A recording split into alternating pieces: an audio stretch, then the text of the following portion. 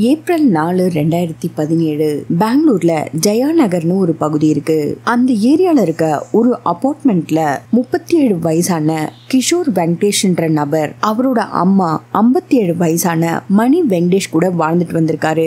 கிஷோர் பெங்களூர்ல இருக்க ஒரு பெரிய சாஃப்ட்வேர் கம்பெனில வேலை பார்த்துட்டும் இருக்காரு. கிஷோருக்கு இன்னும் திருமணம் ஆகல.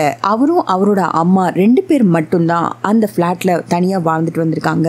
கிஷோர் சாஃப்ட்வேர் இன்ஜினியரா இருந்ததுனால பொருளாதார ரீதியா எந்த ஒரு பிரச்சனையும் இல்லாம அம்மாவும் மகனும் சந்தோஷமா தான் வாழ்ந்துட்டு இருந்திருக்காங்க. எப்பவும் போல 2 பேரும் அன்னைக்கு ராத்திரி சாப்பிட்டு முடிச்சிட்டு அவங்க ரூமுக்கு போயிட்டு தூங்கிருக்காங்க.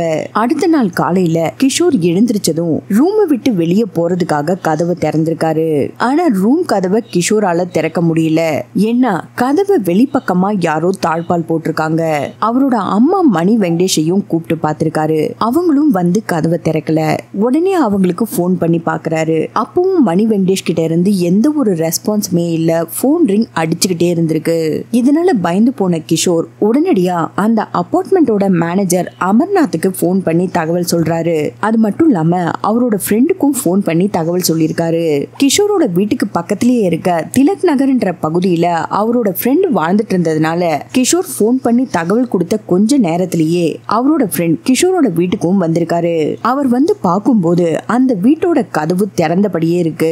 வீட்டுக்குள்ள போனதும் கதவு தட்டிக்கிட்டே இருந்த கிஷோரோட ரூம் கதவை திறந்திருக்காரு. கதவு திறந்ததுமே கிஷோரோட ஃப்ரெண்ட் அவர்கிட்ட வீட்டு கதவு திறந்தே இருந்தது, நீ தூங்கிட்டு இருந்ததுனால உன்னை எழுப்பாம அம்மா எங்கேயாவது கடைக்கு போயிருக்காங்களான்னு கேட்டிருக்காரு. கிஷோருக்கும் ஒரு வித குழப்பம். 2 பேரும் மணி வெங்கடேஷ வீடு ஃபுல்லா தேடுறாங்க. அப்படி தேடிட்டே இருக்கும் போது மணி வெங்கடேஷ் அவங்களோட ரூம்லயே ரொம்ப கொடூரமா இறந்து போயிருக்கிறத பாக்குறாங்க. தன்னோட அம்மாவை இந்த அளவுக்கு கொடூரமா கொலை செஞ்சிருக்கிறத பார்த்து கிஷோர் அலறி துடிச்சிருக்காரு. அடுத்ததான் இந்த கொலை சம்பவத்தை பத்தி போலீஸுக்கும் தகவல் கொடுக்கறாங்க. சம்பவ இடத்துக்கு வந்த போலீஸ் அங்க இறந்து போயிருந்த மணி வெங்கடேஷையும் வீட்டையும் சுத்தி முத்தி பாக்குறாங்க. அதோட ஃபாரன்சிக் டீமையும் டாக் ஸ்குவாடையும் சம்பவ இடத்துக்கு வர வச்சிருக்காங்க. மோப்பனாய் அந்த வீட்டை சுத்தி ஃபுல்லா மோப்பம் பிடிச்சதுக்கு அப்புறம் அந்த வீட்டுல இருந்து பக்கத்திலேயே இருக்க ஒரு பார் வரைக்கும் போயிருக்கு.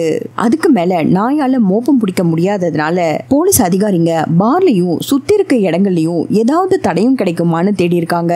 இன்னொரு பக்கம் ஃபாரன்சிக் டீம் கிஷோரோட வீட்டை ஃபுல்லா சர்ச் பண்ணி பாக்குறாங்க. அங்க அவங்களுக்கு கிஷோர், மணி வெங்கடேஷ், கிஷோரோட ஃப்ரெண்ட்ஸ் ஃபிங்கர் பிரிண்ட்ஸ் மட்டும் தான் கிடைக்குது. மத்தபடி புது நபர்களோட ஃபிங்கர் பிரிண்ட்ஸ் எதுவுமே அந்த வீட்ல இல்ல. போலீஸ் தேடின வரைக்கும் கிரைம் சீன்ல இருந்து புது நபர்களோட fingerprints, footprints, DNA எதுவுமே கிடைக்கல. அடுத்ததான் போலீஸ் கிஷோர் கிட்ட விசாரிக்கிறாங்க. ஆந்திர பிரதேஷ் விஜயவாடா பகுதியில தான் கிஷோரோட குடும்பம் வாழ்ந்துட்டு வந்திருக்காங்க. 2013ல இந்த குடும்பம் பெங்களூருக்கும் வராங்க. கிஷோரோட அப்பா அதே பகுதியில இருக்க ஸ்ரீ வெங்கடேஸ்வரா யூனிவர்சிட்டியில எக்ஸாமினரா இருந்து ரிட்டையர் ஆகியிருக்காரு. கிஷோருக்கு ஒரு சகோதரி இருக்காங்க. அவங்களுக்கு திருமணம் ஆகி ஆந்திர பிரதேஷ்ல செட்டில் ஆகுறாங்க. இவரோட அப்பாவுக்கு கேன்சர் நோய் இருந்ததுனால 2014ல சிகிச்சை பலனளிக்காம இறந்து போறாரு. அவங்களோட அப்பா இறந்ததுக்கு அப்புறம் கிஷோரும் அவரோட அம்மாவும் அந்த வீட்டுல தனியா வாழ்ந்திருக்காங்க. இது மட்டும் இல்லாம கிஷோரோட அம்மா எப்பவும் கழுத்துல தங்க செயினும் கையில மோதிரம் போட்டிருந்ததாவும் போலீஸ் கிட்ட ஒரு சில தகவல்களையும் சொல்றாரு. கிஷோர் சொன்னதை வச்சு போலீஸும் மணி வெங்கடேஷ் போட்டிருந்த நகைக்காக இந்த கொலை சம்பவம் நடந்திருக்குமான்னு அந்த ஆங்கிள் விசாரிக்க ஆரம்பிக்கிறாங்க. இன்னொரு பக்கம் போலீஸுக்கு ஒரு சின்ன சந்தேகமும் இருந்தது. கிரைம் சீன்ல சர்ச் பண்ண வரைக்கும் வெளி ஆட்களோட ஃபிங்கர் பிரிண்ட்ஸோ மத்த எந்த ஒரு தடயமும் கிடைக்காததுனால ஒருவேளை மகனே அம்மாவை கொலை பண்ணிருப்பானோன்னு போலீஸ் கிஷோர் மேலையும் சந்தேகப்பட்டாங்க. ஒரு பக்கம் கொள்ளை சம்பவத்தால இந்த கொலை நடந்திருக்குமான்னு அந்த ஆங்கிள் விசாரிச்சுட்டு இருக்கும் போதே இன்னொரு பக்கம் கிஷோரை பத்தியும் மணி வெங்கடேஷ பத்தியும் அவங்களோட ரிலேஷன்ஸ் கிட்டையும் அவங்க தங்கியிருந்த ஏரியாவிலையும் விசாரிக்கிறாங்க. அப்படி மத்தவங்க கிட்ட விசாரிக்கும் போது அவங்க எல்லாரும் போலீஸுக்கு ஒரு சில இன்ஃபர்மேஷன்ஸை கொடுக்கறாங்க. மணி வெங்கடேஷ்க்கு ரொம்ப நாட்களாவே உடல்நல குறைவு இருந்திருக்கு. கிஷோர் தான் அவரோட அம்மாவை ரொம்ப பத்திரமா பார்த்துட்டு இருந்திருக்காரு.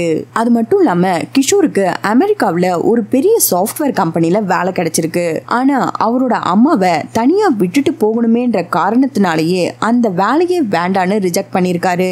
மணி வெங்கடேஷ் வெங்கடேஷ் பேர்ல அதிக அளவுல சொத்து இருந்ததுனால அந்த சொத்துக்காக அவங்கள கொலை பண்ணிட்டு கிஷோர் அந்த சொத்தெல்லாம் அனுபவிக்கணும்ன்றதுக்காக அமெரிக்காக்கு போகாம இங்கேயே இருந்து அவரோட அம்மாவை பாத்துக்கிற மாதிரி பாத்துக்கிட்டு கொலை செஞ்சிருப்பாரோன்னு அந்த ஆங்கிளையும் போலீஸ் யோசிச்சிருக்காங்க.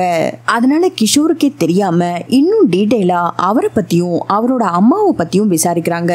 மணி வெங்கடேஷ பத்தி அக்கம் பக்கத்துல விசாரிக்கும் போது அவங்க பெருசா யார் கூடயும் பேச மாட்டாங்கன்னு, வீட்டை விட்டு வெளியே வந்தா ஒன்னு கோயிலுக்கு மட்டும்தான் போவாங்கன்னு, மத்தபடி அவங்களுக்கு தேவையான எல்லாத்தையுமே அவங்களோட பையன் கிஷோரே அவங்களுக்கு செஞ்சு கொடுத்துருவாங்கன்னு சொல்றாங்க.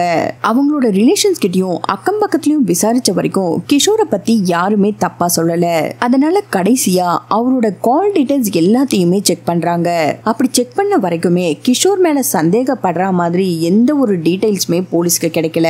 இந்த கொலையை செஞ்ச நபர் ரொம்ப பெர்ஃபெக்ட்டா இந்த சம்பவத்தை செஞ்சிருக்கான்னு போலீஸுக்கும் புரிய வருது.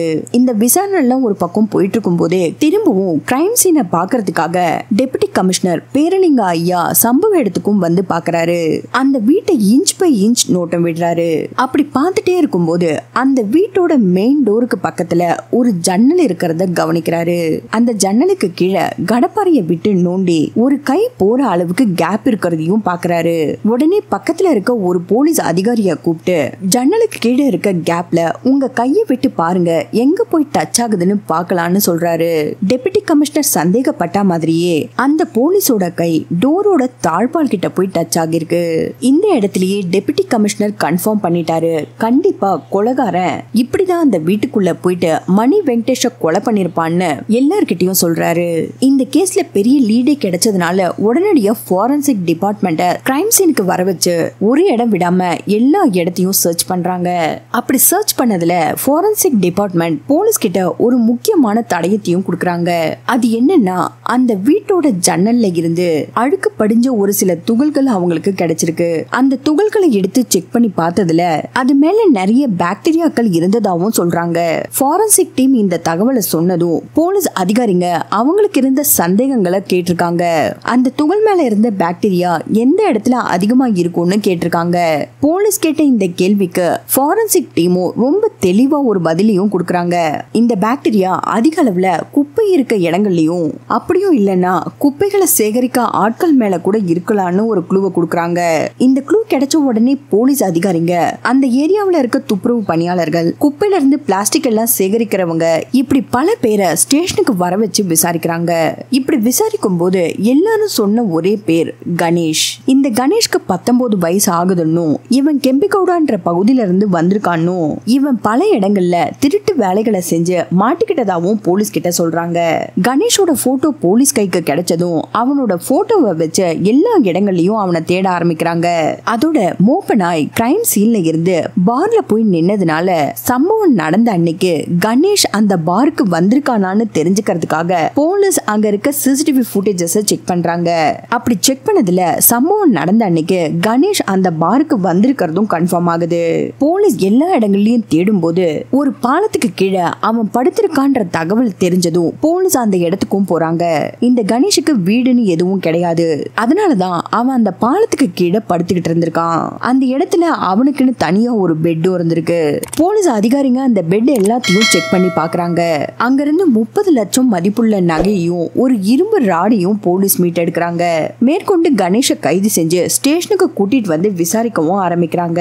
விசாரணையில கிஷோரோட அம்மா மணி வெங்கடேஷையும் தான் கொலை பண்ணதாவும் சொல்லியிருக்கான். இந்த கணேஷ்க்கு அப்பா அம்மான்னு யாரும் கிடையாது. குப்பையில இருந்து பிளாஸ்டிக் பொருட்கள் எல்லாம் சேகரிச்சு அதுல வர வருமானத்துல தான் வாழ்ந்துட்டு இருக்கான். அவனுக்குள்ள தானும் ஒரு பணக்கார வாழ்க்கைய வாழணும்ன்ற ஆசை இருந்ததுனால அங்கங்க சின்ன சின்ன திருட்டுக்களை செய்ய தொடங்கியிருக்கான். சம்பவம் நடந்த அன்னைக்கு கிஷோரோட வீட்டுக்கு போயிட்டு கொள்ளையடிக்கணும்ன்ற பிளானே கணேஷுக்கு இல்ல. பக்கத்துல இருக்க ஏரியால தான் கொள்ளையடிக்கணும்னு பிளான் போட்டிருக்கான். ஆனா ஒரு சில காரணங்களால அன்னைக்கு அந்த பிளான் அவனுக்கு சரியா நடக்கல. அதனால வேற எங்கேயாவது இன்னைக்கு கொள்ளையடிக்கணும்னு முடிவு பண்ண கணேஷ் மணி வெங்கடேஷ சூஸ் பண்ணிருக்கான். மணி வெங்கடேஷ சூஸ் பண்ணதுக்கான காரணம் அவங்க அடிக்கடி கோவிலுக்கு போகும்போது கணேஷ் அவங்கள பார்த்திருக்கான். அப்பெல்லாம் மணி வெங்கடேஷ் அவங்களோட கழுத்துல நகை போட்டிருக்கிறதெல்லாம் பார்த்த கணேஷ் இன்னைக்கு அவங்களோட வீட்டுல புகுந்து கொள்ளையடிக்கலான்னு முடிவு செஞ்சுட்டு தான் அன்னைக்கு ராத்திரி அவங்களோட வீட்டுக்கு வந்திருக்கான். அங்க வந்தவன் கதவுக்கு பக்கத்துல இருந்த ஜன்னலோட அடிப்பகுதியை நோண்டி அது வழியா கைய விட்டு தாழ்பாலையும் திறந்து வீட்டுக்குள்ள நுழைஞ்சிருக்கான். வீட்டுக்குள்ள போனதும் சத்தமே இல்லாம கிஷோர் இருந்த ரூம் கதவை வெளிப்பக்கமா தாழ்பால் போட்டுட்டு மணி வெங்கடேஷோட ரூமுக்கு போயிருக்கான். அவங்க நல்லா தூங்கிட்டு இருந்ததுனால அவங்களோட கழுத்துல இருந்து செயினை கட் பண்ணும் போது மணி வெங்கடேஷ் எழுந்திருக்காங்க. இவனை பார்த்ததும் தொங்கா தொங்கான்னு கத்திருக்காங்க. அதாவது திருடன் திருடன்னு கத்திருக்காங்க.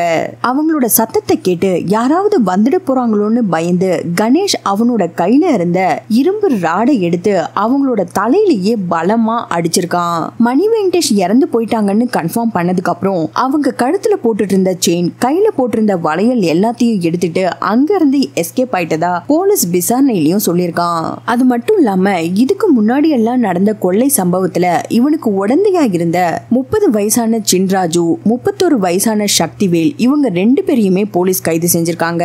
போலீஸ் தரப்புல இவங்களுக்கு எதிராக ஆதாரங்கள் எல்லாத்தையும் சேகரிச்சு கோர்ட்லயும் ஆஜர்படுத்திருக்காங்க. இந்த வழக்கு இன்னும் நடந்துகிட்டு தான் இருக்கு. கணேஷ் இன்னும் ஜெயில கம்மியானிட்டு இருக்கான். நீங்க இந்த கேஸ பத்தி என்ன நினைக்கிறீங்கன்னு மறக்காம கமெண்ட் பண்ணுங்க. மறுபடியும் வேற ஒரு கேஸ்ல உங்களை சந்திக்கிறேன். தேங்க்ஸ் ஃபார் வாட்சிங் ஃப்ரெண்ட்ஸ்.